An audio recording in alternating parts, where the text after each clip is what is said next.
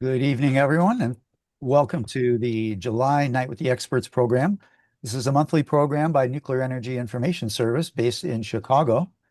And we are bringing you experts from around the country who will speak on nuclear issues and give you an opportunity to speak with them as well.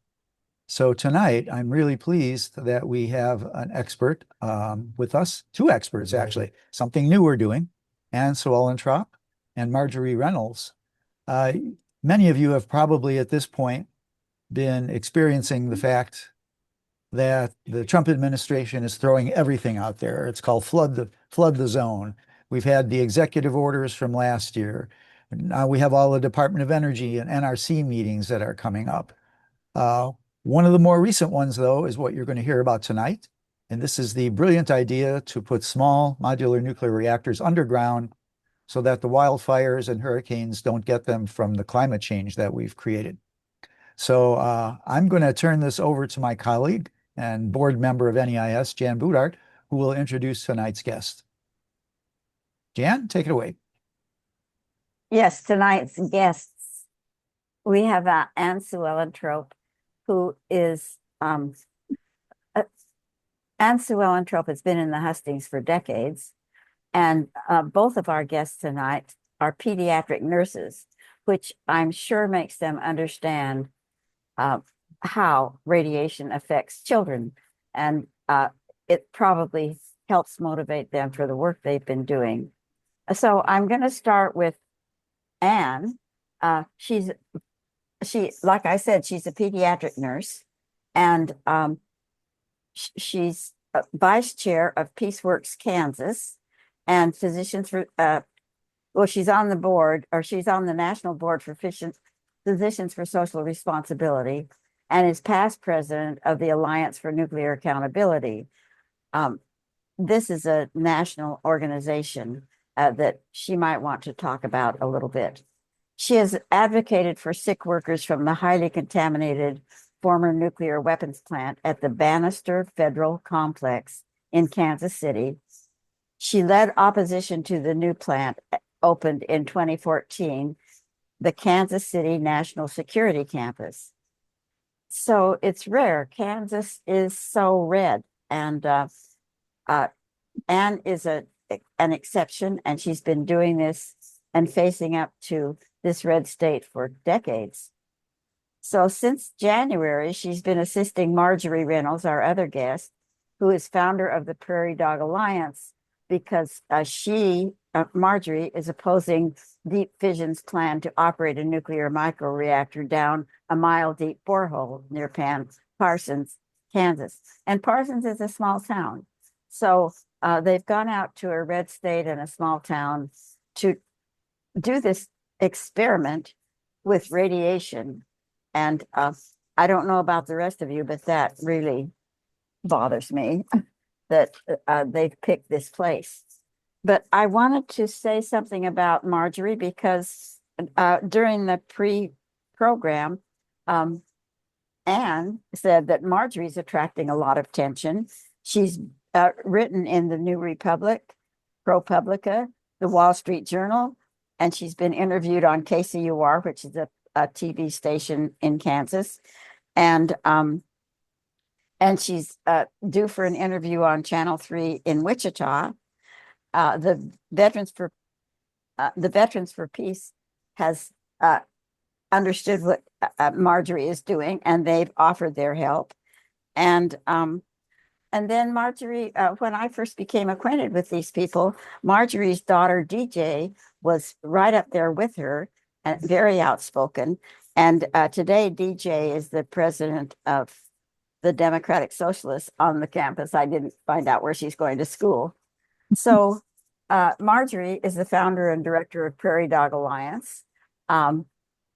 So she has more than 150 members that will be living within 30-mile radius of the experimental nuclear project east of Parsons, and she's very concerned about several aspects of this project. Her organization is committed to ensuring the public is informed and educated about how this will affect her community for years to come. So I skipped over a lot of things that were in the invitation that we sent out to everybody that you apparently have responded to. And you can go back to that invitation and find out a lot of fill-in for things I didn't say. So I'm really pleased to introduce Ann Suellentrop and Marjorie Reynolds to this audience. And I'm going to turn it over to Ann and Marjorie to present their findings. Thank you so much. Thank you, Jan and David. We really appreciate this opportunity to spread the word about this very risky and experimental project. And could we go ahead and start the slides, David? Okay, give me a moment and we'll get it going. And it's such a, I don't know, unhappy subject that I thought I'd throw a little happy color in there. So I put some lavender in. So my name's Ann Suellentrop, and I am Kansan, born and raised. I grew up near Wichita, came up to Kansas City to become a nurse, and been busy working in hospitals for 45 years and retired in 2020. My coworkers told me, "We know how old you are, and we know you have a heart problem, so go home today." I really wasn't ready to retire. But I've been working on nuclear weapons. Go ahead to the next slide. And PeaceWorks is anti-war agency. It's been going on for 40 years, and also very concerned about the nuclear bomb plant here in town. Kansas City National Security Campus is the name of it. And there's so much to tell you, but I'll skip that subject. Go to the next slide. And then about 3 years ago, I was asked to be on the National Board of Physicians for Social Responsibility. I was so honored. And so they've been against nuclear weapons.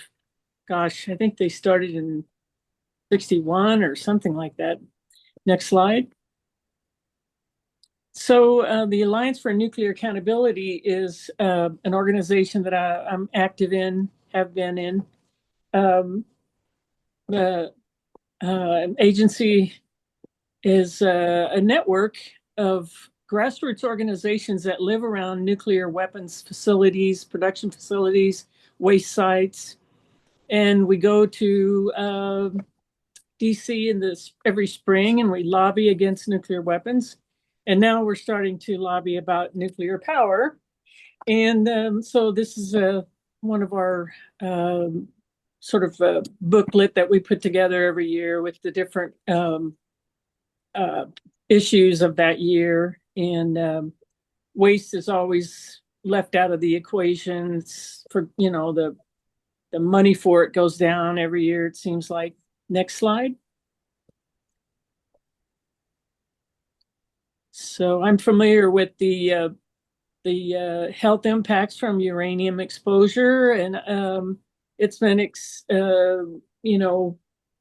noted that women and children are the way more vulnerable than what they call standard man, which is I guess 25 to 35-year-old white male that they use to say how much uranium or radioactivity that you should be exposed to.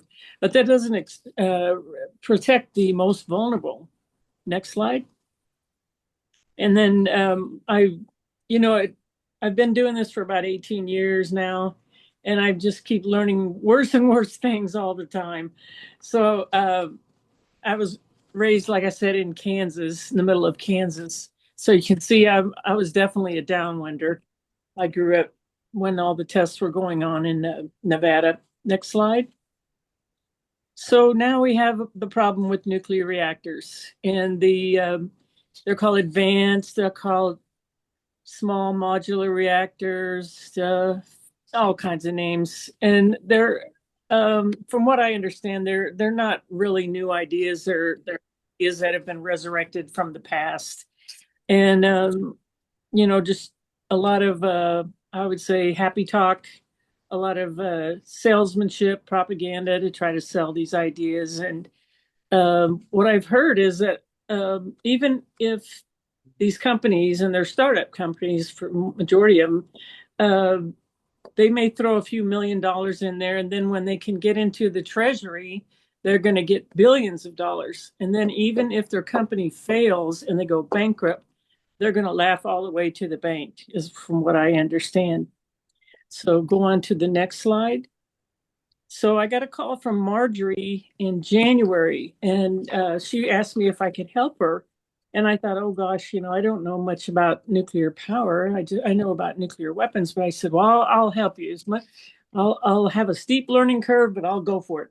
And so I had heard about it, strangely enough, because I was looking on the internet in December 4th, 2025, and I saw some news that there was this project going to come about in Parsons, Kansas. And at the time, I wasn't even really sure where Parsons is or was. And so I had to look it up on the map. And so I found out it was right on the border with Oklahoma and pretty near Arkansas and Missouri too, the Four Corners area. And so I noticed people online were saying, "Oh, this is so great," and I thought, "No, it's not. I don't think this is a good idea," because I knew how dangerous, nuclear materials are. And I just kind of answered back in the comments, kind of got into it with a few people. But, I think, I'll go ahead and ask Marjorie some questions here. And is Marjorie online? I don't see her picture there or anything. Yeah, I see Marjorie's picture, but we haven't heard anything. Uh-oh. But Marjorie's not on mute. Could you say something? Marjorie, because Ann wants to talk to you. In fact, we all do. She doesn't seem to hear. Well, I mean, I found out right away that she's a veteran and that she is a full-time home health nurse. She takes care of little babies and children that have been released from the hospital and need extra special care in the home. She works 50 hours a week. And I thought, oh boy, you've got a struggle ahead, because I know how hard it is to be a nurse. And, you're tired when you get off shift, and it's going to be hard for her. So I know, that, Parsons is in, like you said, a red state, but, that doesn't mean everybody is red in that area. And so we got acquainted over time. And I found out, there's a little under 10,000 people in that town. And the place where the project is actually going to be put is in the Great Plains Industrial Park, GPIP for short. And it's a place that they made munitions for a long time, decades, and now it's shut down, and they're actually digging holes and blowing up the remains. It's kind of like a demolition sort of area. And then there's a lot of gas wells around there also. And so I know when I first talked to Marjorie that, she was very upset about it. At first she thought it was a scam. There she is. Marjorie, go ahead and talk a little bit about how you felt when you first found out about Deep Fission. Deep Fission is the name of the company that wants to do this project. Well, she told me that she was very taken aback when she first saw it. Muted. And I can hear you, Marjorie. Would you like to look at the screen? I mean, she said she was thought it was a scam or a joke or something. Just because, I didn't know if there was some technical thing that I'm not doing that I'm supposed to. Okay, Marjorie, we can hear you, Marjorie, so go ahead and talk. Yeah, a little closer to the microphone, please. Yeah. Go ahead, Marjorie. Oh, you're on mute now, Marjorie. You have to unmute. But she told me once she figured out it was for real, she was very upset. And she was like, oh no, not in my town. I have 150 relatives that live here. Maybe she can't hear I us. sent her a message on my phone. That I is sent her a possible, message yeah. internally also. Well, Marjorie, we can hear you, but you need to be closer to the microphone, and you are fine now. You're off of mute. And Ann asked you to say a few words.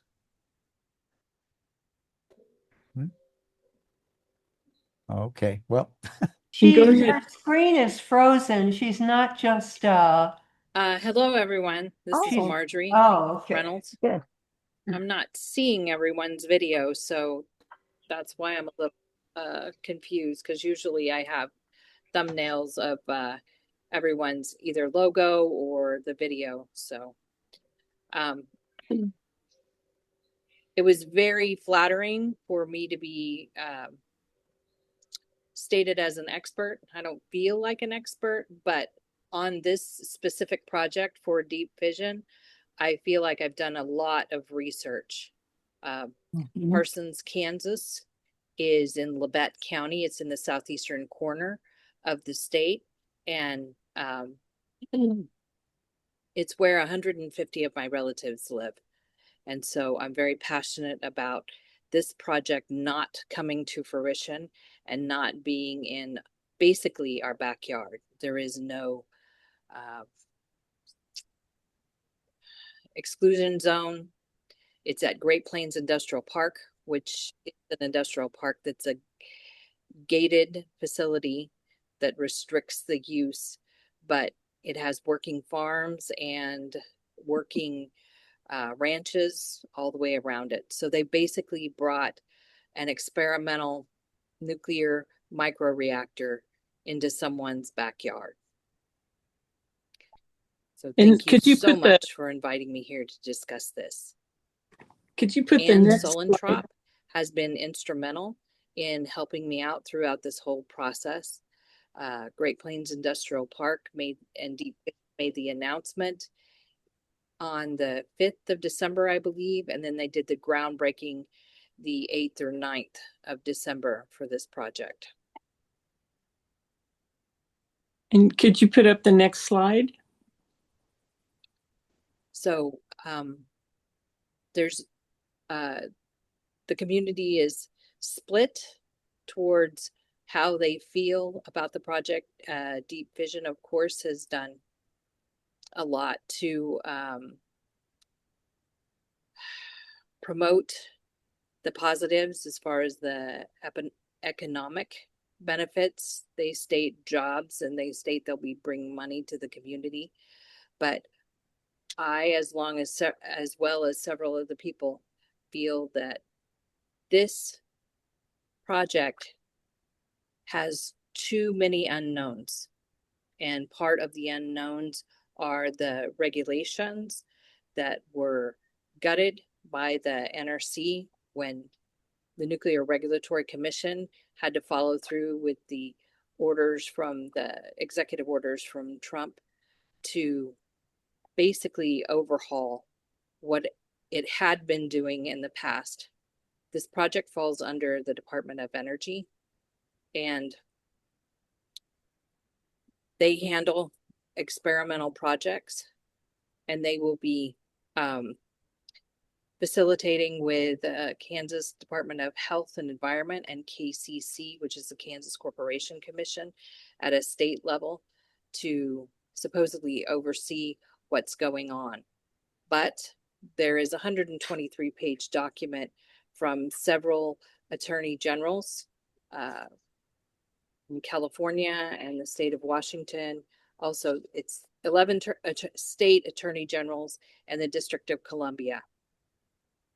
And in that comments, the public comments that the attorney generals made, they stated that this project, the environmental exclusions and the environmental studies that need to be done on this project, Deep Fission and the other pilot companies had gone under a categorical exclusion to be exempt from the environmental studies that need to be done for this project. So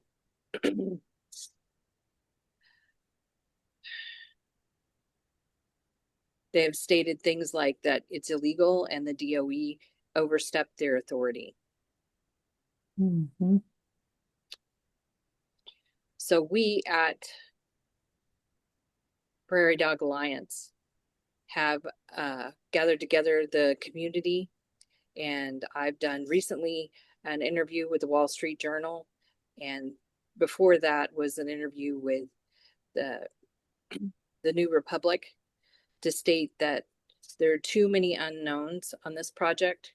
There's too much new, first of its kind, because what the project is Deep Fission is going to take a micro-nuclear reactor that hadn't, the design hadn't even been completed until April, and they were going to take that and they're going to dig a borehole that's between 30 inches and 40 inches, a mile deep, and they're going to put this micro-nuclear reactor a mile deep underground in this borehole that they've dug with oil and gas equipment standards, not nuclear regulatory standards, because first of its kind experiment,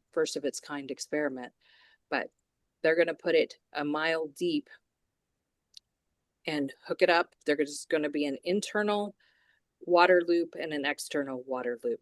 The internal water loop will provide cooling for the actual reactor, and then outside of that, they're going to fill the borehole with water. They're going to line it with cement, and then they're going to fill it with water to cool. This micro-nuclear reactor will be operating at 313 degrees Celsius, which is almost 600 degrees Fahrenheit. So they have never done this project before. Normally, when experiments are developed, they take them, nuclear experiments are taken to Idaho National Laboratories. And so they can determine, they have the safety equipment there, they have the experts there to determine whether this is a safe project and that project can be taken to the public. There was none of that here. We are the experiment. The people in Labette County did not vote for this, and they did not consent to this.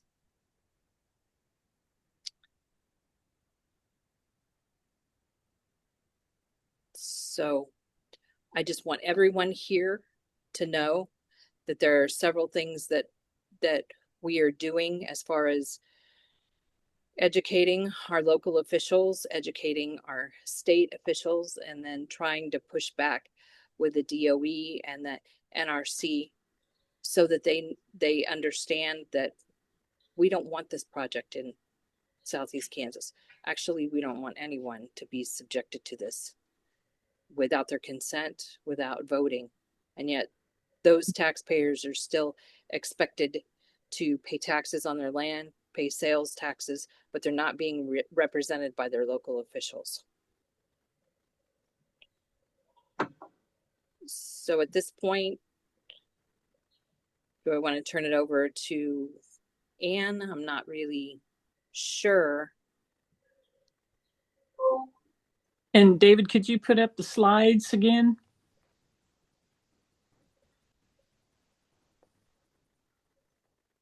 Can you see them? They should be running now.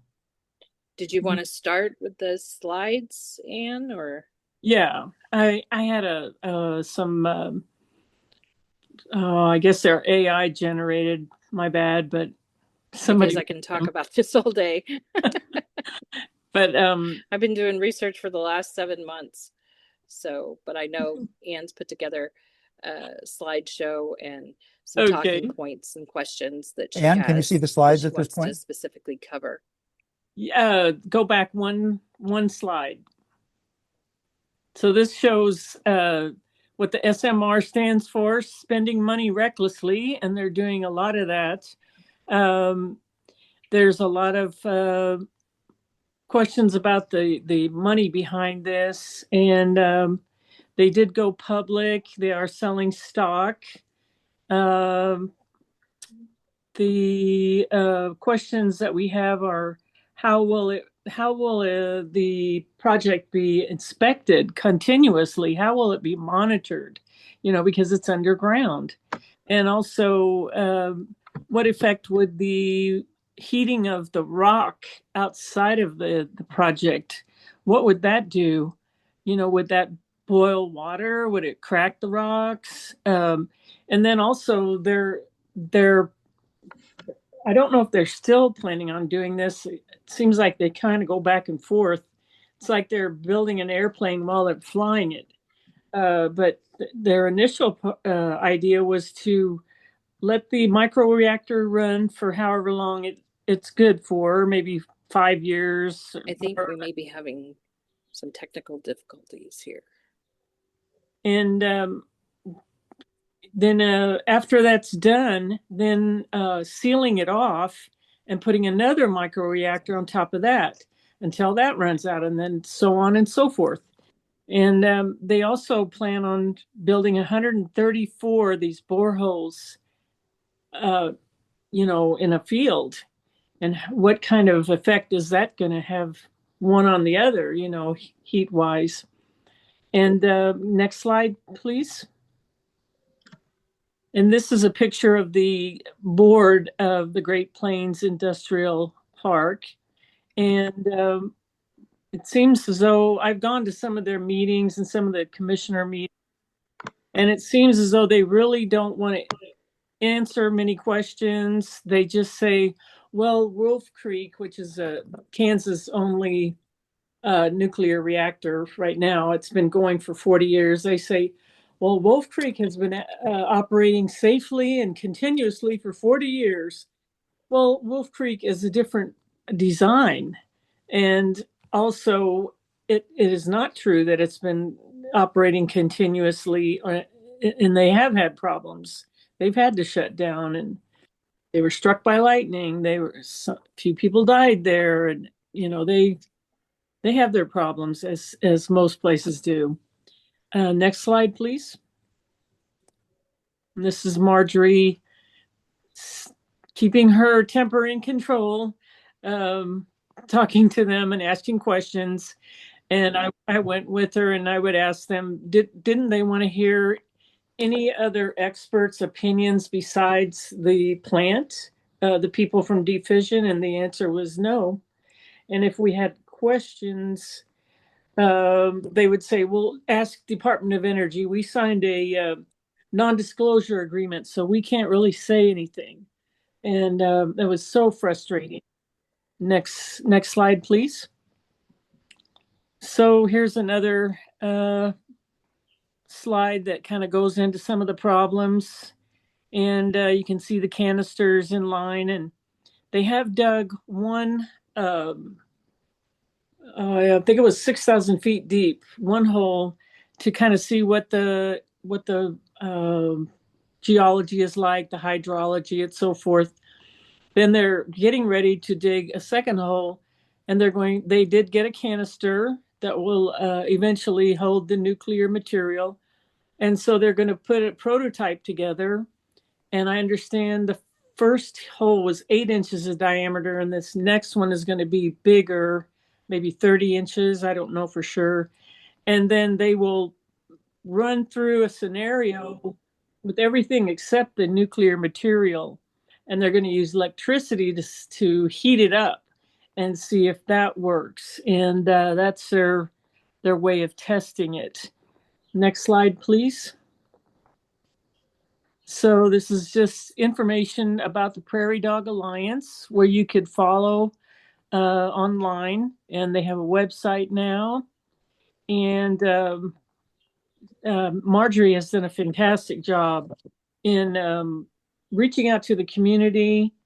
She's had days like Tuesdays, usually she'll go to the library, and people can approach her individually or in groups. And it's a very non-confrontational way to kind of take the temperature of the people and disseminate information. I think it was genius.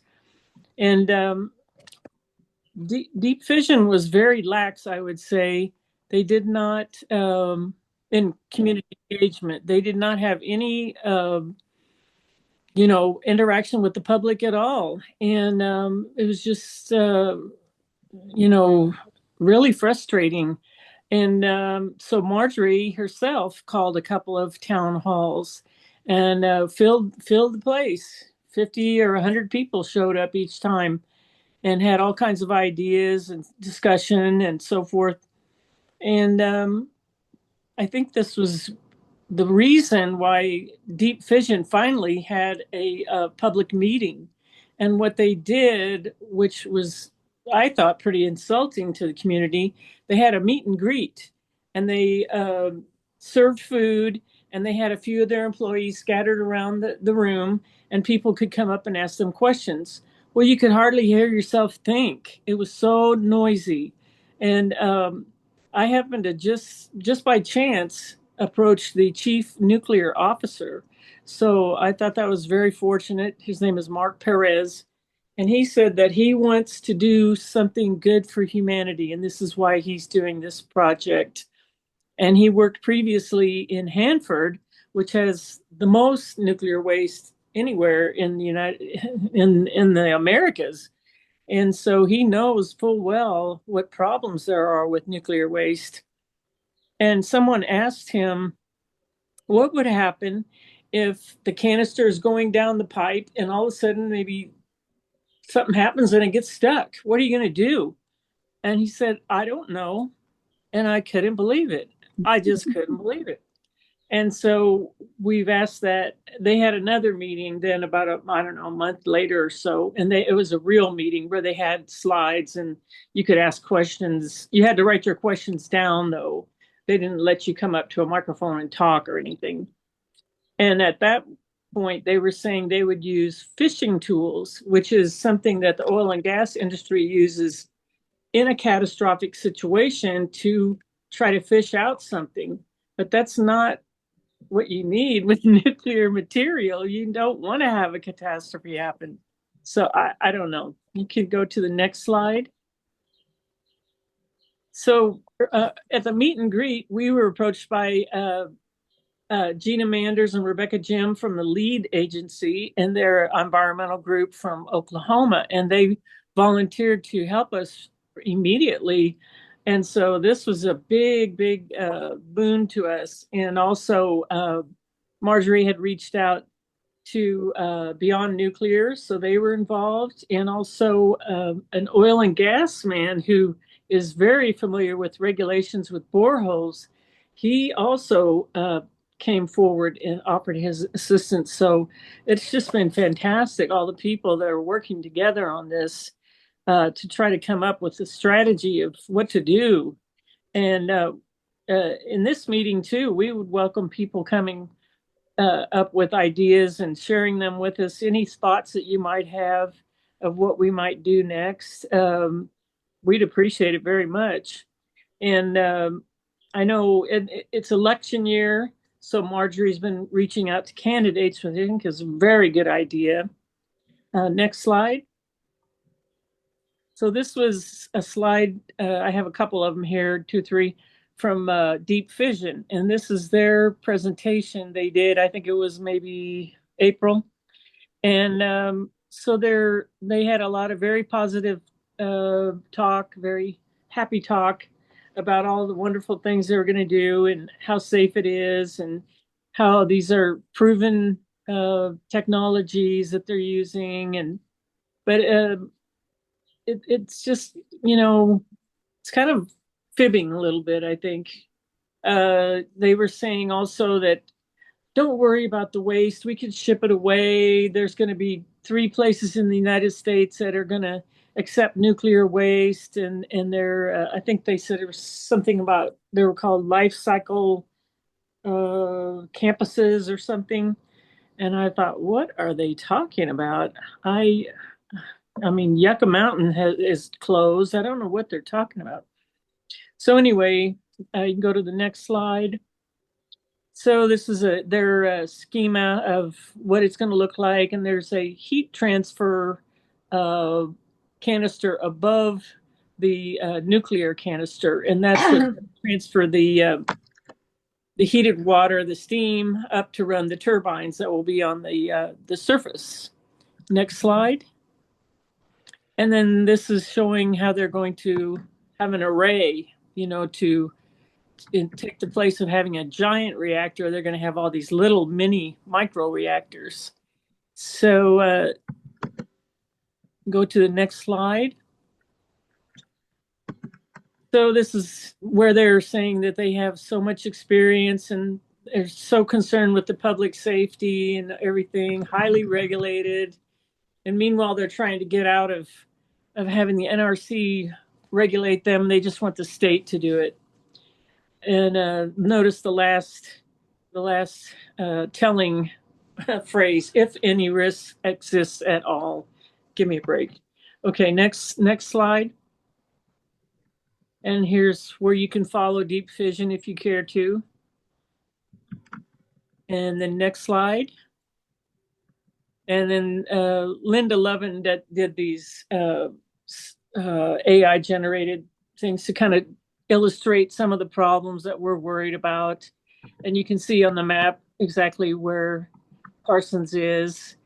And, this is just, I would say, just a wish, a pipe dream, a fantasy right now. There's no, proof or anything yet that it really would work. And it goes right through a Ruby-Doo aquifer. The Parsons area is the headwaters for this aquifer. The aquifer goes all around that 4-state area.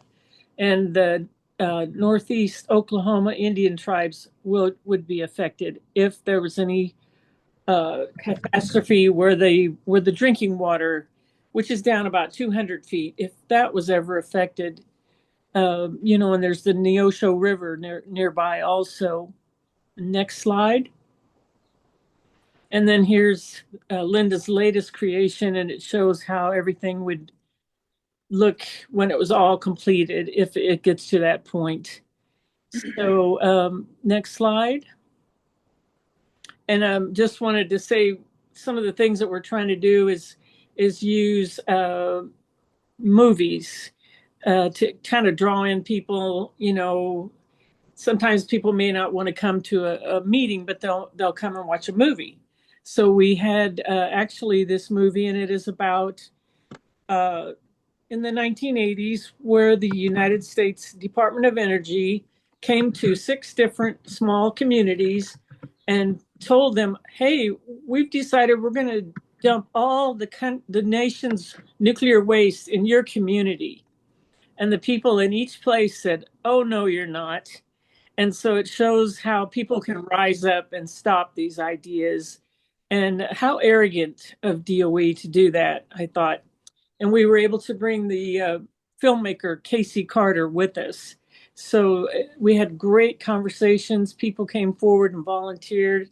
It was a good way to get people activated in each place. We showed the movie in Parsons and then also in Kansas City. And we had these postcards to the governor handy, and it said on the postcard, you could write whatever you wanted, but it said, we're concerned because it's not well regulated, and what about our health and then our environment? Next slide. And here's another poster they had. Next slide. And then here we had a Q&A afterwards with Marjorie and Casey. Next slide. And then so the nuclear action does matter. And so we would encourage you guys, any questions, any comments you have, please let us know. We'd be glad to work with anybody if they want to, help us. Because it's just kind of crazy. There's people that live like 1,000 or 2,000 feet away from these boreholes. They're scared to death, but they're also scared to put their neck out, and because there's powerful people in the situation that control the money and the jobs in that little community. So they're afraid to speak out. So for example, there's a elementary school less than 2 miles away. It's crazy. And the Great Plains itself is 4 miles from the town. So it's I don't know what they were thinking. why they didn't, if they think it's such a great idea, why didn't they do this in California where they're from? So I think that's the end of the slides. And we'll go ahead and we're just, I'm just thinking of the beauty of the earth and how we've got to protect it. Right. I was able to rejoin Ann. I apologize for the first round. When I was speaking, nothing was coming up on my screen, so I couldn't hear you or see you or anything. So I was having technical difficulties at my end. I apologize for that.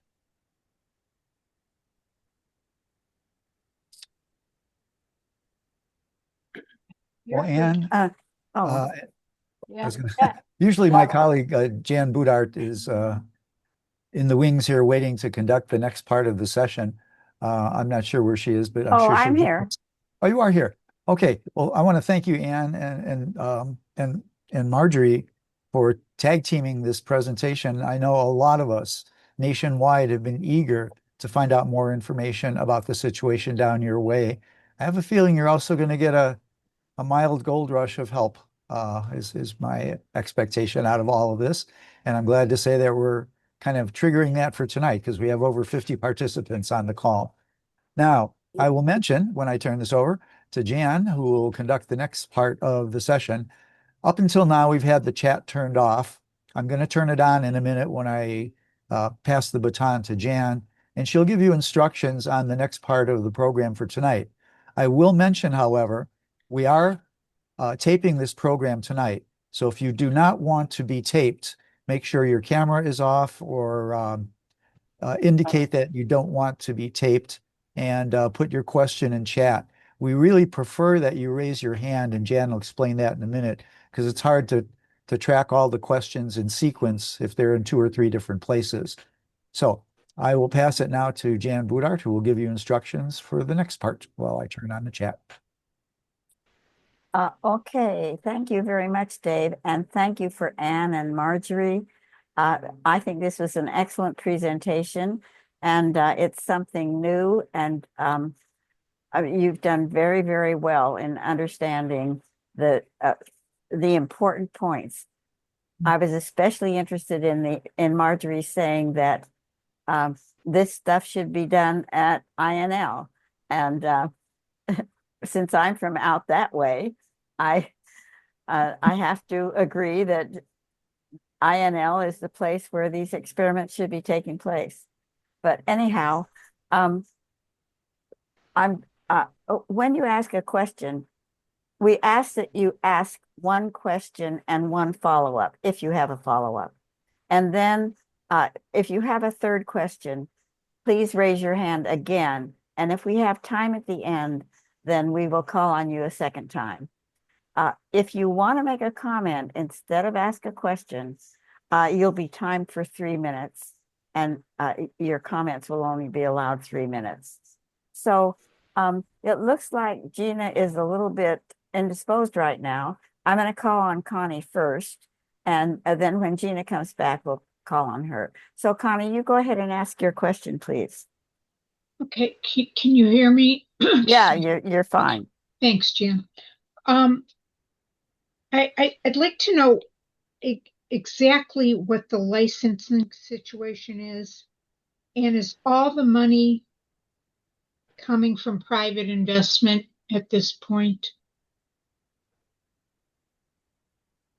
I can weigh in on that to a certain extent. Deep Fission has applied for an application from the Nuclear Regulatory Commission, but they've also applied for an application from the Department of Energy. It's kind of muddy.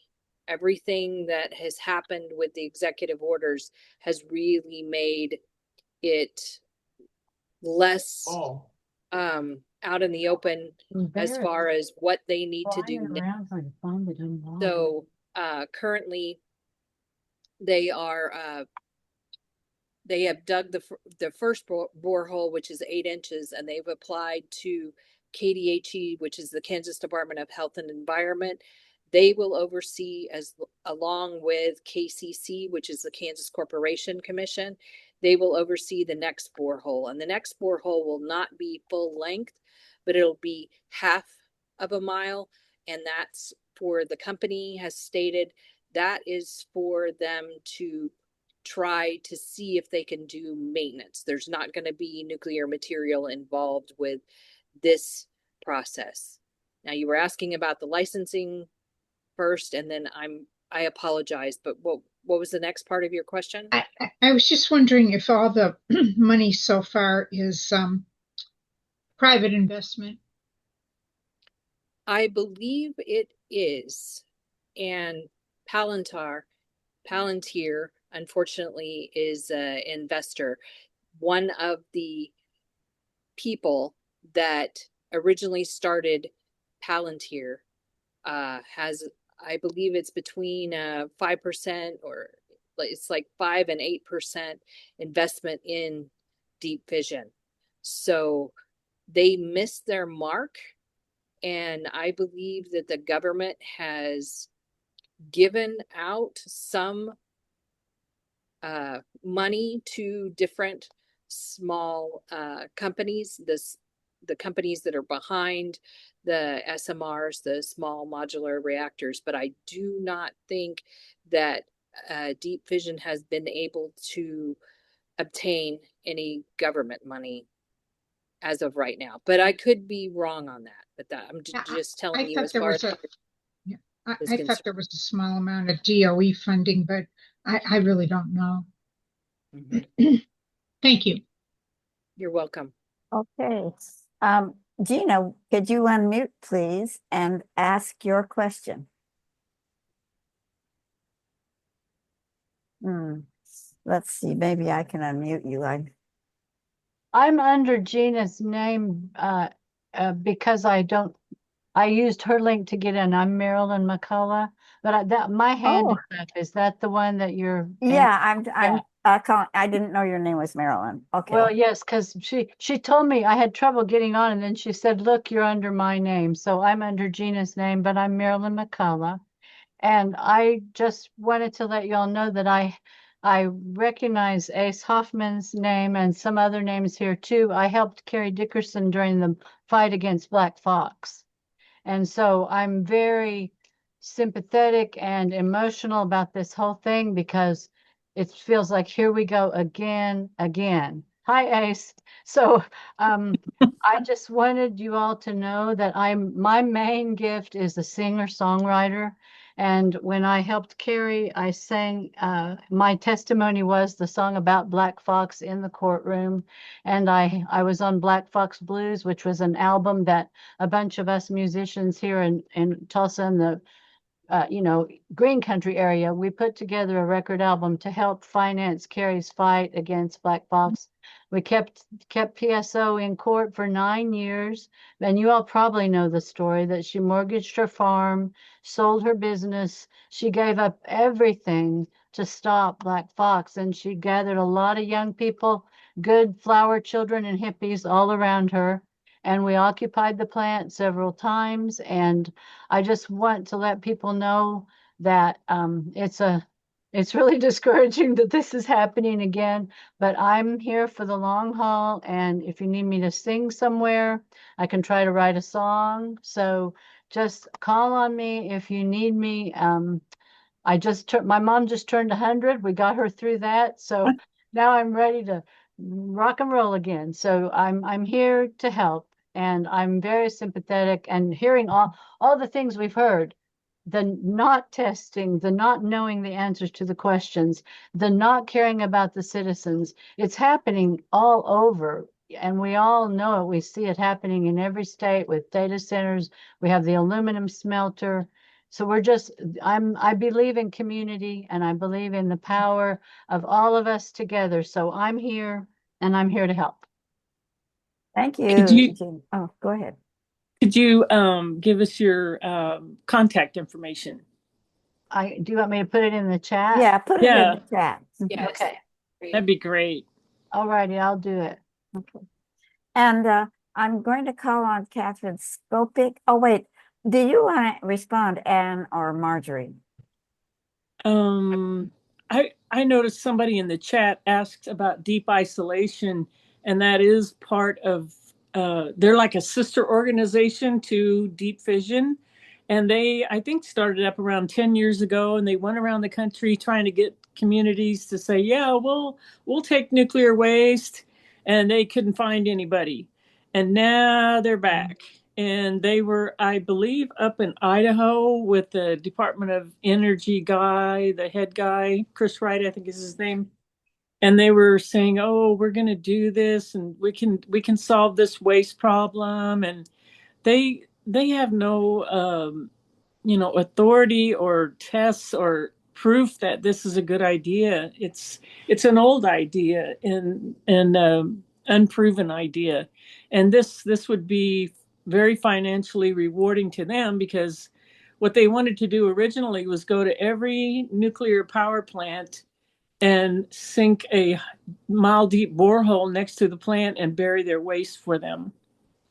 And you know, I, when I first started getting involved in this, a guy, a veteran that I know here in Kansas City, said, "Well, haven't you heard about the in the '60s when they buried some waste, some Army something waste near Denver, and it caused earthquakes?" And I'm like, "What?" And he dug up the articles about it, and they destroyed property. They were to the level of 5 or 5.2 earthquakes, and they finally dug up the waste and sealed it off. So, I don't know about this. Yeah, I'm thinking if you know where those articles are and could, you can put an attachment in the chat so that we might be able to see those. And I'm sorry that I want to make this contribution, but the Department of Energy is now on its fifth project on how to deal with nuclear waste. The newest project is called the Nuclear Life Cycle Innovation Campus. But I've only been in this work for 12 years or so, and I've been here through all 5 of those attempts to figure out what to do with nuclear waste. I could name them. Anyway, I'm not supposed to be talking here. Let's call on Catherine. Oh, you gotta unmute, Catherine. There you go. Thank you, Ann. Thank you, Marjorie, David, Jan, everybody who's been working on this. I'm astounded. I looked at this and I said, anybody with the least little bit of thoughtfulness looks at it and says, anybody with common sense would say, no, this does not work. Mother Earth does not need to be penetrated and cut up, and all the aquifer. You mentioned the aquifer out there, all the farming country. I mean, once that goes, you cannot bring that back. I mean, and it's so, as you said, experimental. My question is this: has there been any discussion about forming some kind of committee or group or political group, or however you want to do it through politics, to form a moratorium to say, let's have a pause. We don't know enough to go ahead and do this destruction to the earth and to us and to the environment and to the water and the soil and air. We need to have a pause to study this. I mean, even as somebody said, go to INL, Jan said, where they do study experiments, but you can't just do this with so many unknowns. I want to use the word insanity, but I'm trying not to, because that might be going a little too far, but that's what it feels like and looks like to me. So I don't know. Has anybody considered working on a moratorium on this issue and gather together a group of experts? You already have experts coming together on this to do a study with facts and show why and how this should not be done. I don't know if that would be of help. Sounds like a great idea. Yes, that is something that we would look at moving forward. We have had people with legal experience come forward and volunteer for Prairie Dog Alliance. So unfortunately, I was going to have a meeting today with those particular individuals, and I was not able to do that. But we're looking for what our next step is, basically, how to use the expertise and the experts that we have and what would be the most effective to do next. Because one of the things which I haven't seen, I've fortunately been on a lot of panels or been in a lot of these meetings, but I have not heard a lot of talk about the people that are affected or just the general public. Because Deep Fission is a public company, the people in the public that oppose this need to go and buy one stock in Deep Fission because it's a public company. The Securities and Exchange Commission is a regulatory commission. So they have rules and regulations for public companies that distribute stock, sell stock, trade in stock. So when those companies are not doing what they need to do, and in the beginning, Deep Fission did not realize some of the things that they were saying were in opposition to some of the things that were in their prospectus and in their filings to the Securities and Exchange Commission. So, yes, you have to give a new company some leeway as far as forward-looking statements and things like that. But that's just one of the things that we're looking at, because if you have 1,000 people that are in this affected area and each member of that household has a stock, then that means they get the notifications of meetings, they get to vote as to who will be representing them as far as the company is concerned. Their questions have more weight towards the company, and they can file a complaint with the Securities and Exchange Commission, because that's one of the things that they are a watchdog group for. The Securities and Exchange Commission wants to make sure that the things that are listed in the company's prospectus are actually being communicated to the local community and to the investors. So then you are not only a person that is opposed to this, but you are an investor. So they have to listen to what you have to say, because you can always say, I'm not going to invest any more money because of X, Y, and Z. So it gives us as individuals and as a group a little more bite. But yes, moratorium is definitely one of the things that we will be looking at in the future. Thank you so much for bringing that up. You're welcome, and thank you for your wonderful answer. Quick follow-up. Have many people purchased shares? I don't know. I just went to the local full service brokerage company and talked to him about this. So it hasn't been something, it's something that I brought up at the meeting, the movie. It was something that I brought up at the question and answer session, but it's something that I brought up on my Facebook page, but I haven't been communicating that to a wide audience on a regular basis. But it definitely needs to be something that people look into, because the Securities and Exchange Commission has rules and regulations, and every company needs to be following them if they're a public company and they're publicly trading stocks. Thank you so much, Marjorie. And oh, wow. My heart is with you. In the future, going down the road, anything I can do to help, I will. Well, thank you so much. I appreciate that. Oh, these questions and answers are great. And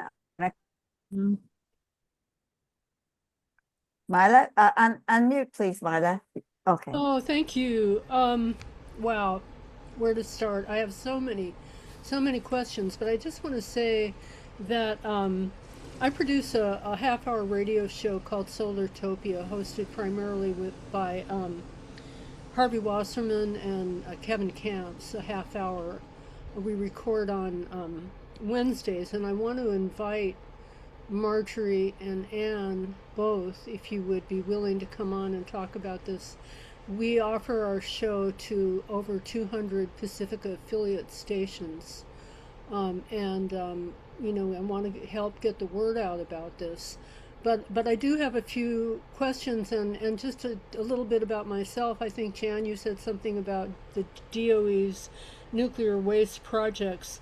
For 11 years, I fought a dump for plutonium-contaminated nuclear weapons waste, which was the DOE and Westinghouse project in southern New Mexico. And the reason that they were able to open that dump in late 1999 was because they fabricated the geological and hydrological studies to claim that they could isolate the waste from the accessible environment. Anyway, Are that's you another talking about story. WIP?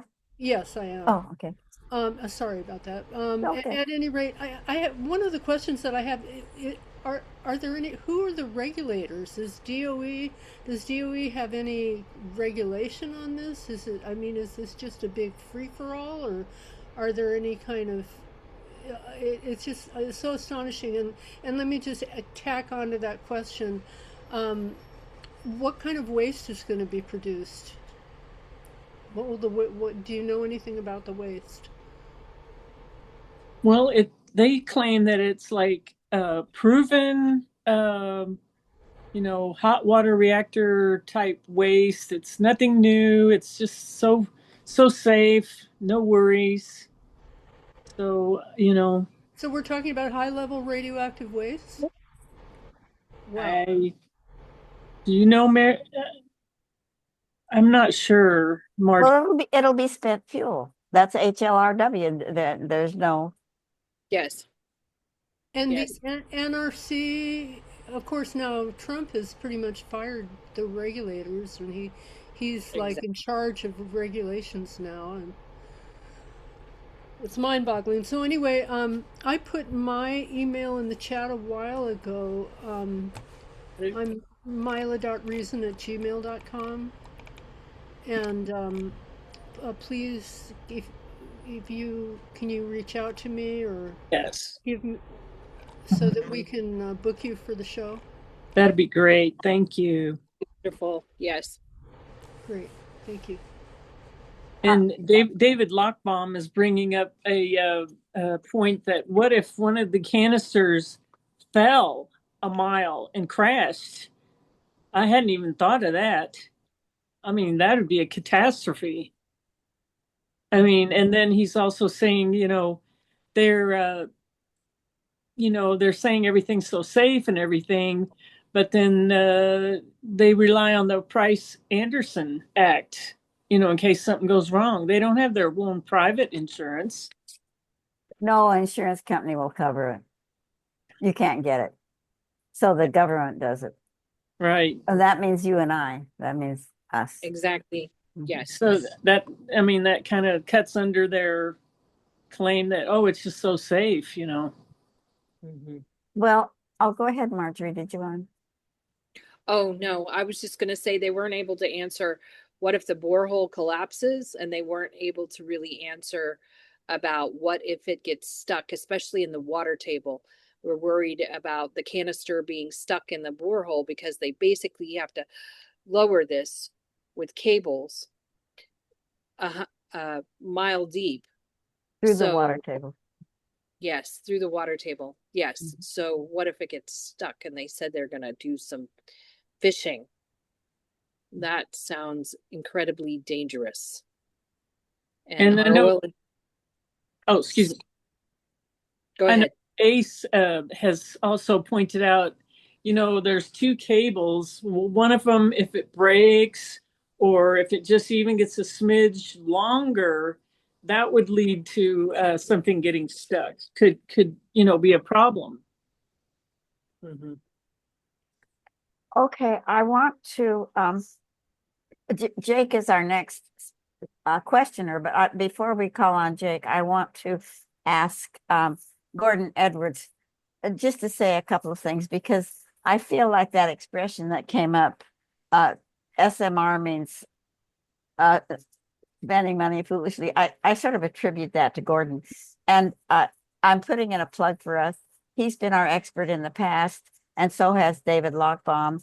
And there's about 5 people here who have been our expert in the past. But anyway, Gordon, do you mind just making your comment about scams and so on, please? Are you here? Oh, did Gordon have to leave? I guess he's not here anymore. Shoot. Well, read his comment in the chat. And now I'll call on Jake. You got to unmute, Jake. Now Jake disappeared. Huh. Okay. Dave Kraft. Thanks. I'll keep it brief. I'm glad the waste. Can you Go you ahead, hear Jake. me? Go ahead, Jake. Okay. Go ahead. Thank you. Thank you for your talk. I didn't realize that this was going on. Got a couple questions for you. Why is it that they have to bury it underground? I don't understand the rationale for that. And the other question is, you got farmers all over there. This is in Kansas. How do the farmers feel about it? This is ruin. This could ruin their this should ruin their water. It would ruin their soil. How do they feel about it? I'll weigh in on that. The company feels as though the reason that they're going to bury it is that the radiation that comes from the nuclear material will be contained in the rock strata. So that's one reason that they have stated that this is safer, because you're building less of a facility on the surface. You're containing the radiation in the earth. So the rock strata is going to do the job of the larger nuclear facilities, and the feet or inches of lead and concrete that normally would be above ground. And the farmers have a mixed reaction. A lot of it is not being educated. And I hate to say that, and I don't like to put that label on the people in southeastern Kansas, but the company has come in with the people that can tell you what you want, can say that it's a boon for the economy, can say that nuclear regulatory commission has been the gold standard in the world, which it has been, but we're creating waste with everything that we do. And there are problems. There are problems when you mix nuclear material, and they can't even monitor this. That was one of the questions that I asked early on, is how are you visually going to monitor something when it's a mile deep? So yeah. One other comment about nuclear waste. There was a little known nuclear waste accident in the Ural Mountains, I think in 1954, where they had 36 tons of radioactive waste, mostly from military sources. They found an isolated region in the Ural Mountains, dug these long, shallow trenches in the mountains, buried it real tight in the earth. 3 days later, the whole thing went critical, exploded up out of the mountains, killed about 1,000 people in the valley below. Oh, It if was you go ahead. It was written by a book called Disaster in the Urals by Zoras Medvedev. I think his name is, a Soviet physicist who was exiled from his homeland for writing it. Khrushchev didn't want anybody knowing about the accident. That accident, if you go to Wiki and look up nuclear accidents, it is the worst accident. They have a scale of 1 to 7, and I do believe that one is a 7. I think it's called Mayak, Mayak. But anyway, okay, we're gonna go to Dave, and then I want to read a comment from Elizabeth Fraser, who says that she's having technical difficulties, but she put her comment in the chat. So I'm calling on David Kraft. Thanks. Before I start, just a couple of mid-session housekeeping things. We do save the chat, and every one of you who are attending tonight will get a copy of the chat, if not tonight, but then by tomorrow morning. There's a lot of material in the chat. I particularly want to call out the fact that Linda Williams put the graphics that she created in the chat, so you all will have those available. Second housekeeping piece. Many of you know this, but some may not. NEARS sponsors a monthly meeting on the third Thursday of each month, 4 o'clock Eastern time, dealing with new reactors and specifically small modulars and micro-reactors. If you're not aware of that meeting, contact Tim Judson at NEARS, and they'll get you the link so that you can attend those meetings and participate. Let's see. I put a lengthy item in the chat concerning the issue of using shareholder resolutions and shareholder stuff. So take a look at that. And Ann and Marjorie, we can talk about those offline, but those can be very, very useful, powerful tools. So my question finally comes down to, we've already talked about what about the waste. My question is, what about the decommissioning? Is that a part of any of the discussions? That stuff needs to be fleshed out ahead of time. And on the flip side of that, here in Illinois and maybe some of the other states that have been dealing with moratoriums being repealed, we bring up the issue of shouldn't a community have some sort of an escrowed account put in place for the time when the facility has to close, people lose their jobs, and the tax base goes away. So we can talk about that offline as well, but decommissioning is the lead into that question. So I shake your head, Ann. No, I had never heard of any of that, so that's good. I'm taking notes. Oh, okay. It sounds bad. All bad. I haven't heard the company discuss that. I haven't heard that in the local community. I'm glad that you brought that up. That can definitely be something that as we move forward, I can bring up. But thank you very much for that. I have not heard of that point. The only person that has brought up anything like that has been someone in the Native community in Oklahoma that has stated that it needs to be something that the local community and local elected officials talk about. Yeah, we call that just transitions because Illinois has 11 reactors at 7 nuclear sites. And the community north of Chicago called Zion, sorry, it's noisy here tonight. The community lost 55% of its tax base overnight when the facility closed, as well as the 900 jobs that were there. So this is why that has to be thought about before any facilities are licensed. Back to you, Jan. Okay, yeah, okay. Now I wanted to read Elizabeth Fraser's comment. It looks like deep fission. Oh yeah, she brings up deep isolation. And we might remember deep isolation was to have been a way of disposing of high-level radioactive waste. And her comment is, which looks like it meant to deal with nuclear waste, but on a quick search, I can't find that they've actually done anything except get on business websites. It sounds like they're doing it just for the money. And I think Gordon Edwards had a comment about that, and I think Ann is nodding her head. Do you mind making a comment on that comment? Yes, I've heard from different experts that in the know more than me that these people are idiots. I'm sorry. And that this is a fraud. This is a scam. This is just not above board. And I've also heard that in some areas, I have no idea if this is the case in Parsons, but local officials or chiefs in tribes are bribed. And they sign NDAs, and the people, just like in Parsons, they had no clue this was going to happen.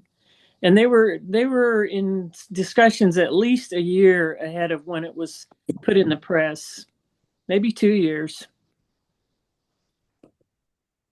Yeah. As a friend of ours said, you don't have to succeed. If you get the money, you can put it in your pocket and go bankrupt. And these things that are called loans, they're actually guaranteed loans that if you don't make money, you don't have to pay them back. Wow. I'm going to call on Linda, please. Linda Williams. Linda Lovon. Hi, Linda Williams. Um, uh, that's my stripper name. Um, I just wanted to thank Marjorie and Ann. Like, you guys are such heroes, Marjorie. The work you're doing for your community is really astounding and fantastic. And anyway, I'm just overwhelmed by what you guys are accomplishing. And I troll Deep Fission on Twitter. And, today they said that they met with Rep Mann. I don't know if you knew about that. So they met with them, Representative Mann, and I don't know if he's up for another Oh, I can tell election. you, he uh he is running for Attorney General for the state of Kansas against Chris Kobach. And I Huh. can tell you the reason for that is because that was going to be my next person that I contacted, because we need Kansas Attorney General to weigh in on the illegality of this 123-page document, that the illegality of Deep Fission and these other companies having categorical exclusions Right. for the environmental reviews. So that's the reason that they met with Chris Mann, was because Interesting. he's running against uh, Chris Kobach, and Kobach is currently the Attorney General for the state of Kansas. So Hmm. they want to get Chris Mann on their side. He's I'm assuming the only Democratic candidate, but I don't know that for sure. But yes, so they want to talk to him before I do. I'm trolling that guy, but I just wanted to say that because I'm watching the NRC rule changing, and there's a new rule. The comments are due this month on low level waste and greater than classification C. And I went to the meeting with the NRC, and they have in the document that they've done borehole studies for life cycle campuses. So that's the DOE has appointed 5 states as of this week to pursue. They signed MOUs to pursue these life cycle campuses that will have all aspects of the fuel cycle besides mining and milling. They'll have reprocessing, fueling, and then waste disposal. And apparently, it came out yesterday that there's a document going around to change the Nuclear Waste Policy Act, so that Yucca Mountain isn't the geological repository, and that the states can take the waste. So they would take the 100,000 tons and divvy it up between the five sites, which is insane because they'd have to ship it. All kinds of problems there. But I just want to point out that Deep Isolation has done tests. They've done tests with the in Texas. They're doing a test coming up with Halliburton. So, and my Deep Fission is isolation. And so what they're Yeah. talking about on these life cycle campuses is, reprocessing, and then you're left with high level radioactive waste that has to have a geological repository, and then just burying it in the boreholes. So in a way, I kind of feel like Deep Fission is hedging its bets. So like they're saying, oh, we're going to deploy 100 of these reactors to power a AI data center, but their long bet is probably the deep isolation. And it's the same technology, the same drilling, the same, so really have to watch deep isolation. And Yes. also the NRC rules that are have these things in them, but very like hidden, um, in order to not enable this technology, because deep fission may just be like they did that to help boost their public offering, and the whole long game is deep isolation. Just a thought. Mm-hmm. And by the way, decommissioning, they're not going to pull the reactor out of the hole. So they're going to leave the high level radioactive waste full of plutonium and transuranic waste. And that's what I've been saying to Representative Mann, who apparently is very religious. Like, how would you want man made plutonium put in Mother Earth that God didn't make. I don't know. I'm trying any aspect I can on these guys because it's insane. Yes. Actually, now they are stating that they're going to have to bring it up out of the borehole. They've actually talked to the NRC and understood that they are not legally able to be a repository. They're not, because originally they were going to stack them. They were going to have them as a micro nuclear reactor, and then when it's finished, when the 2 to 7 years are up, they were going to fill it with something like concrete or something and seal it off and then stack another one on top of it. Now they're stating publicly that they're not going to be able to do that. But now here's the other problem with that. You're going to pull it up out of the ground is what you're saying. You're going to pull it up out of the ground and you're going to have to store it above ground until you find a place for it, which they have been stating, oh, it's not difficult. We'll just take it to wherever they take their nuclear waste. Well, there's not a national repository in the United States. So most of the reactors in the United States have to store their waste on site. So that's a difference that they've been stating publicly recently. You know what I mean? But would they change the rules and go back to their original decision? Yes, they would, because it'd be cheaper for them. They're digging one borehole. So ultimately, that would be extremely dangerous to have an active nuclear micro-reactor on top of 6 other micro-reactors. What kind of temperature are we talking there? You know, for that to go critical. I mean, I would think another accident would be happening, like what happened in the Ural Mountains that you were discussing before. Everyone was discussing before. So thank you very much for pointing that out, though. I really appreciate that. I think the accident in the Ural Mountains was liquid waste that was not properly taken care of. But anyway, let's call on Diane. Diane is a member, or she's a very important member of nuclear NIRS, and a colleague of Tim Judson's. So Diane, she's also been in the hustings a long, long time. Yeah, hi everybody. With regard to the Russian accident, or whatever, the explosion in 56 or 57, it was high-level liquid waste from reprocessing that went critical and damaged, actually wiped supposedly a few towns off the map. And since I raised my hand, a lot of what I wanted to say was said. Deep isolation started out in Texas, and the idea was to just make slit trenches and put the irradiated fuel, the high level waste, down in them. And then this crazy idea to put reactors down.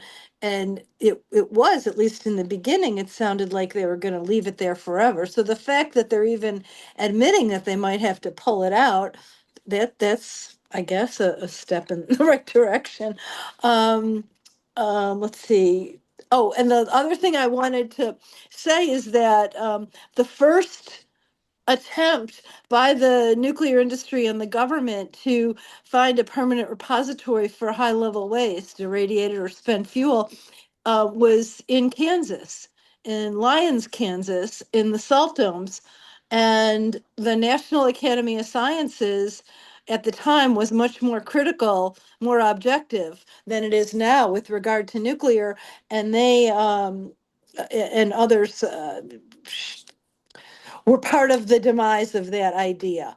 That idea did not last, but I think it's really interesting that the first permanent repository was supposedly in Kansas. It got kicked out of Kansas pretty quickly, and then we went on to all of the other efforts, none of which have prevailed, and rightly so, because wherever it is, it's going to be a sacrifice area. There's no question. Oh, I'm sorry. I gave more talking instead of questions. I'm sorry. All right. Oh, that's good. No. We'd love to hear from you, especially about MIAC. You know, you knew what was going on. Do you want to make a comment, Sue, Ann or Marjorie? No, it's just all good conversation. We're Yeah. learning a lot. Very helpful. Yeah, me too. It is now 8:26 according to my clock, and this session technically never really runs until 8:30. I'm on Central Time, but Ann and Marjorie can call a halt to this, and we will not call on any more people, or you can say, go ahead. I say go ahead. Yeah, Yes. that's what I thought. I thought you'd say that. Okay, Yes. Yes. we're gonna call on Stephen Sondheim, please. You're unmuted, Okay. so go Anyway. ahead. Oh, good. Hi. I just wanted to make a comment on following the stock. The symbol, and I put this in the chat, the symbol of the stock is FISN, and there's some reports on its goings on. And according to this perhaps I'm joking, we should sell it short. But anyway, the notion of people buying one share then allows them to be a shareholder. And so later on in the chat, I put an organization called As You Sow, ASYOUSOW. They're out of California, and I'm familiar with them because they have assisted environmentally resistant people to buy stock and then to organize. So they've got a very complex website, but if you get on that site, look for how you can get some help in consolidating your shares and speaking at shareholder meetings. It's called As You Sow, and both of those are in the chat. Okay, thank you. Thanks, Stephen. Any comment, Ann or Marjorie? Thank you very much for that information. That'll be very helpful. Yes. All right, Rita Maniotis, would you please introduce yourself and tell us about yourself a little bit before you ask your question? Oh, okay. I am usually a NEIS member. Sometimes I forget to send my money now that I live in Wisconsin instead of Illinois. But anyway, I'm with the Green Party, and I wanted to know if you guys explored using home rule as a way to stop the construction of this, because Kansas has a constitutional Article 12, Section 5 that grants cities home rule power to determine their local affairs and government, and that's been used by there's an organization that uses home rule to stop fracking, to stop all kinds of environmental insults in communities. And if your state has home rule, it's something that you might be able to use, but I don't know, have you tried that or not? Never heard of it. Okay, so I'll put the organization's name in the chat that has used this a lot in Pennsylvania, in Colorado, Oregon, and other states that have home rule. We don't in Wisconsin, but Kansas does have that, and it says Article 12, Section 5. But this would be your city officials that could use it to stop things that they don't want in their community. Okay. Thank you. Yeah, As a comment, can I comment on that real quick? of course you can. The actual facility is at Great Plains Industrial Park. They were part of the when they had all of the base closures. So what they put in place was their not elected officials, they're appointed officials, and it's a quasi municipality. So I'm not exactly sure if that will apply, but I will definitely bring it up and we will look into it. But they hide, my words, they hide behind this quasi municipality, and they have 9 board members that are appointed by the Lebec County commissioners. And those people have signed the letter of intent with Deep Fission and hidden that letter of intent behind 2 non-disclosure agreements.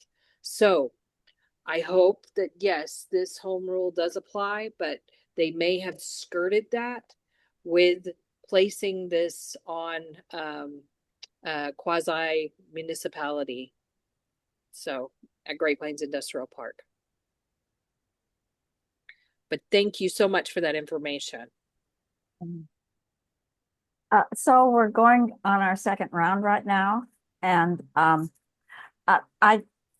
don't know if Lori Johnston is here, but I would like Lori, if she could, to just kind of summarize the things she's been putting in the chat, because Lori has a lot to say, but she's very quiet, except for the chat. So, Lori, is there any chance that you could kind of prepare a little bit of a summary for what you have to say? And then I'll call on you after Connie, and it looks like Jake wants to ask another question. So Connie, you ask next, and then we'll see how Lori feels about saying something. Lori's put in the chat that she doesn't have a microphone at the moment. Oh, thank you. Okay. Okay. So just read her comments in the chat, please. And Connie, you go ahead and ask your second question. Thanks, Jan.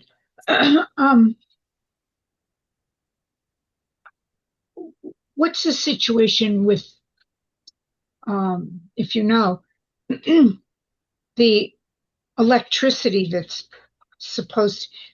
I'm presuming this is going to supposed to generate commercially used electricity. What's the situation with that? What is the company? Yes, the company is kind of not being very forthcoming with that, because they're concentrating on the fact that this is just an experiment. But they're looking at placing more of these boreholes, between 10 and 100, at Great Plains Industrial Park, and then generating electricity. If you look at their prospectus, the company's prospectus, one of their customers is AI data centers. And so that's what they're looking at doing. Unfortunately, the city of Parsons is also, a different company has come in, and the city commission has decided that it would be a good idea for another data center, not Deep Fission, but another company, to place a data center within the city limits of Parsons. And so local officials are angry about that and fighting that on a city level, because Great Plains Industrial Park is about 4 to 5 miles away from the city of Parsons. But so I think they've halted any construction as of right now, and they are investigating and stating that they're going to research placing AI data center within the city limits. And also they're stating that there's going to be economic benefits, but there's been a huge pushback with the local community with that. Do you know? Well, so it sounds like the electricity is targeted just for data centers. Do you know who's behind the data centers? Is it Google? Is it, Microsoft? You don't know? I am not sure about that. They had stated that they had signed, it was not a letter of intent, but it was like a memorandum of understanding with some companies, but at this moment I can't remember the exact companies that they were talking about that they had signed. That's an angle. The data centers, if this electricity is targeted strictly for the data centers might be an angle for you, or, your plate is full, but for someone to work on, because if there's not the data centers, then there's ostensibly not the need for the electricity. Right, exactly. Jan, I'd like Uh-huh. to dovetail on those comments a minute. The flip side of that too, though, is if it is slated for public power consumption, then you would have to be dealing with MISO, which is the Regional Transmission Organization. And you may find some of your lawyers or experts or anyone dealing with public utilities down your way to find out what are the implications and that in terms of what MISO would require of the company. Okay. This is complicated. Dave, did you want to ask a question while you're? No, I just want to make that comment that Connie brought up. It's the opposite side of it. So, Okay. Okay, so our next questioner is Jake, and it is now like 25 minutes to the to 9 o'clock here. So Jake, you ask your next question, please. Okay. Thank you.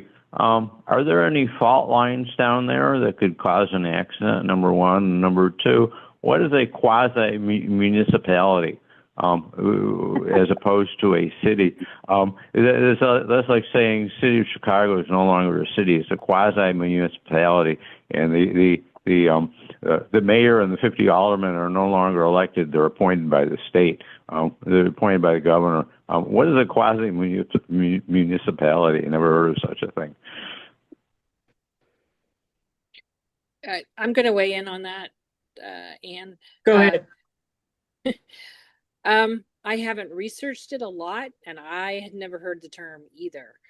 A quasi-municipality was created. There's several different kinds, I guess. This particular one was created because there's two things that we also forgot to tell you about this site. Great Plains Industrial Park is the site of munitions construction. There is a company, Day and Zimmerman, there that still currently manufactures munitions. So they are at Great Plains Industrial Park. And number two, there are documented natural gas reserves underneath Great Plains Industrial Park. They've both been capped wells and active wells underneath Great Plains Industrial Park. So the quasi-municipality comes in when they did the base closures. They created these because originally when Great Plains Industrial Park was created, it was created to manufacture munitions. So you had this huge complex that had their own fire department, they had their own hospital, they had their own water tank, they were set up like a mini city. And so when the government came in and decommissioned all of these bases, they set up the Great Plains Industrial Park and gave them the federal land. I believe altogether it's between 6,000 and 11,000 acres that are there at Great Plains Industrial Park. So they have access to some of the government's resources, but they don't have as much oversight as a regular city commission where they have to hold public meetings, et cetera, et cetera. So there are different kinds of quasi-municipalities. And it basically is a red flag for we can do whatever we want and you don't have to know about it, is the way that I feel. They have public meetings every month. They were able to sign this agreement without public comment or engaging the public in questions and concerns that the public had. So, and again, these people are not elected, they're appointed. They're appointed by elected officials, but it's just another layer of being removed from the consequences of their decisions, I guess you'd say. And then, okay, you were asking about the quasi-municipality, and then you asked another question about the fault lines. Yeah. The company is stating that even if there's seismic activity, that these boreholes will sway with the rock strata.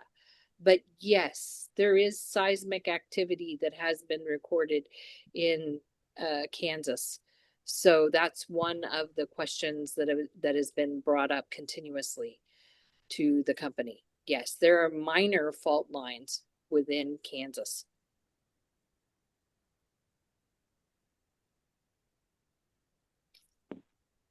Okay. Somebody asked in the chat what tribe is involved, and there is a person from the Peoria tribe from Miami, Oklahoma involved, but she told us that there is talk that her chief or her tribe is going to have a data center, and so she can no longer represent her tribe working with us, but she's going to continue as a private citizen. Yes, and there's also 9 tribes throughout northeastern Oklahoma. So there's the Cherokee, the Osage, and I apologize, but I'm not able to know all 9 of those tribes off the top of my head. That was Lori Johnston, who doesn't have a microphone right now. Okay, so it is now 8:42 or 42 minutes after the hour, wherever you are. And I think that we have seem to have exhausted the people who want to ask a question or say something. But if there's anybody here that has something they'd like to say it now, because it's time to stop. Okay, I'm turning this back over to Dave, and he can bring the meeting to a close. And I can't tell you how much I thank Ann and Marjorie and all of the people who asked questions and made comments. This has been just a really, really interesting session of Night with the Experts. And we're very pleased and proud of this work that we do and that you do. So, okay. So, Dave, it's your show. Well, not exactly, but I will take it over. And I also want to thank both of you, Ann and Marjorie, for the hard work you're doing. I hope you got a sense that the rest of us really want to cover your backs as much as we can and help out as much as we can too. So feel free to reach out to us. I know, Ann, you put your contact information in the chat. Marjorie, I don't know if you want to do that, but you're certainly welcome to.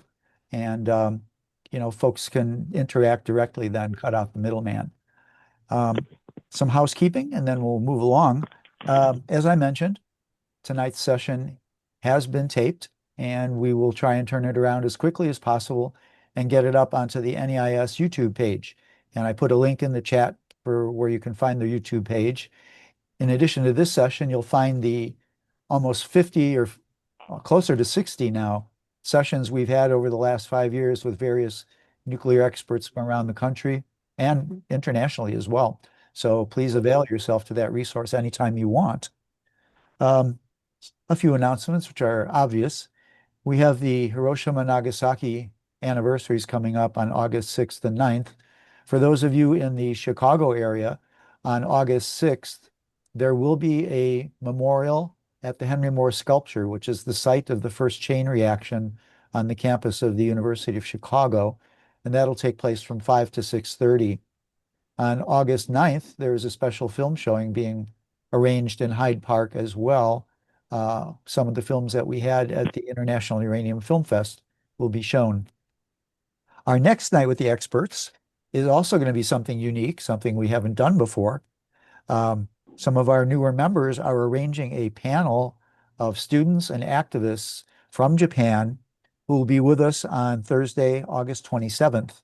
So we will work out the details of that, but make sure you put it in the book, same location, same time, and you'll be able to interact with activists from Japan on what they are doing, both in terms of nuclear power and nuclear weapons. So again, thank you so much for being with us tonight. And And Marjorie, if you stick around a few minutes afterwards, after we stop the taping, we'll discuss things. And for the rest of you, you have a homework assignment. That is between now and August 27th. You are required to bring one other person with you, or else we're not going to admit you. If we, Okay. if we don't grow this movement, I saw a lot of familiar faces, the people I really love and respect and have worked with for years. And I definitely like to interact with you. But if we don't get something besides gray and silver hair on these meetings, it's over, folks. So next time, bring somebody. Order a pizza, get some beers, hour and a half, enjoy yourself. So please join us on August 27th. I wanted to just say one more thing, if you don't mind, and that Go is the film that was mentioned, To Use a Mountain, is part of the International Uranium Film Festival showings. And I would ask you to go to uraniumfilmfestival.org. Oh my goodness, I don't have the thing to put in the chat right now.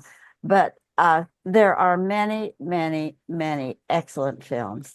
And if there's one of the films that you see on that website that you want to show, or you just want to look at and check out, I'm pretty sure that in fact, I'm almost positive we could arrange for any of those films to be shown, or to be, to give you permission to have those films.